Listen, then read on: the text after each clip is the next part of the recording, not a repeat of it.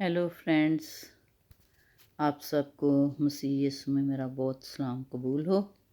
और आज हम बात करेंगे अ, खुदा बाप की वफ़ादारी कि जब हम खुदा बाप की वफ़ादारी करते हैं तो हम लोग जो है वो बरकत पाते हैं, और जब हम नाफरमानी करते हैं तो उसकी हमें क्या सज़ा मिलती है। तो बाइबल मुक़द्दस में से देखेंगे, जब हवा और आदम जो थे उनको खुदा बाप ने हुक्म दिया कि आप जो है वो बागे अदन में रहें, और खुदा बाप ने उनको मना किया कि आप जो बाग के बीच में दरख्त है उसका फल नहीं खा सकते। तो उन्होंने खुदा की नाफरमानी की, और मेरे अज़ीज़ों, जब उन्होंने खुदावंद की नाफरमानी की तो उन्होंने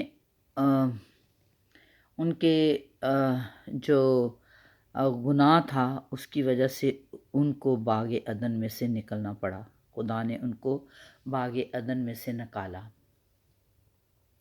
खुदा बाप ने उनको इतनी बड़ी सज़ा मिली नाफरमानी करने की कि उनको बागे अदन से खुदा ने निकाल दिया, जो कि बेहद खूबसूरत जगह थी। कोई दुख नहीं था, कोई तकलीफ़ नहीं थी। इसी तरह से अगर हम आज देखते हैं तो हम सब को खुदा बाप बहुत प्यार करते हैं, बहुत करते हैं प्यार। वो नहीं चाहते कि हमें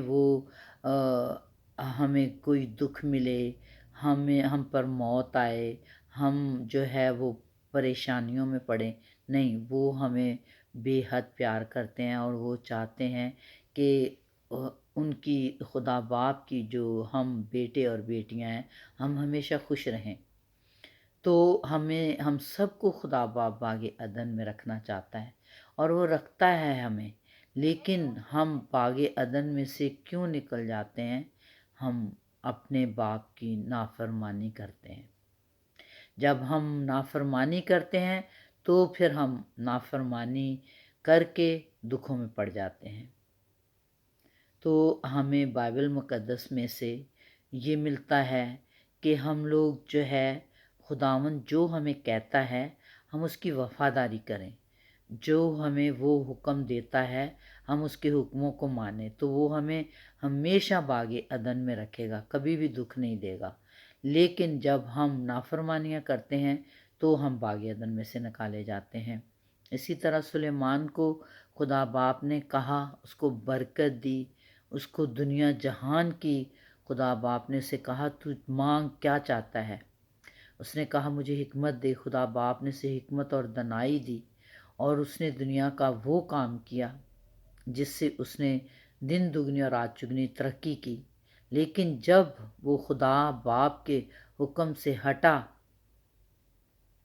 उसने गैर माबूदों को मानने वाली बुत परस्त औरतों से शादियां की, तो जब उसने शादियां की तो खुदा बाप ने अपना हाथ उससे हटाया, तो वो बादशाहत से जाता रहा। तो उसने खुदा बाप की नाफरमानी की। इसी तरह साउल को खुदा बाप ने कहा कि तू जा, और जाके उस मुल्क में जितने भी जानवर हैं उनको मार, इंसानों को मार के आना, उनको ख़त्म कर देना उस मुल्क को। और जब वो गया तो उसने जब मोटे मोटे जानवर देखे तो उसको लालच आया। उसने कहा, मैं खुदा को लालच दूंगा, मैं कहूँगा खुदाया मैंने तो तेरे लिए कुर्बान करने हैं, तो मैं तेरे नाम पे कुर्बान करूँगा। तो वो मोटे मोटे जानवर अपने साथ ले आया। तो क्या हुआ, वो जब वह साथ लेकर आया तो खुदा बाप ने उसे कहा कि मैंने तेरे को क्या हुक्म दिया था, मैंने तेरे को कहा था कि तू सारे जानवर मार के आना, तो तू अपने साथ लेकर आ गया। तो उसने कहा कि खुदा बाप मैंने तो तुझे कुर्बानी चढ़ानी है। तो खुदा ने कहा कि मुझे तेरी कुर्बानियों की ज़रूरत नहीं है, मुझे तेरी वफ़ादारी की ज़रूरत है। आज हम कुर्बानियाँ चढ़ाते हैं, نذرانے دیتے ہیں، ہدیے دیتے ہیں، ہم جو ہے چرچوں میں فروٹ لے کے جاتے ہیں، ہدیے دیتے ہیں اور سب کچھ کرتے ہیں، روزے رکھتے ہیں خدا کے لیے، کہتے ہیں کہ ہاں جی ہم خدا کو دیکھ دے رہے ہیں، قربانی دے رہے ہیں، لیکن خدا کہتا ہے مجھے قربانیاں نہیں چاہیے۔ وہ 50 سام میں کہتا ہے، 50 سام میں کہ جنگل کے سارے جانور میرے ہیں، مجھے کوئی تمہارے جانوروں کا خون نہیں چاہیے، نہ مجھے تمہاری قربانیاں چاہیے۔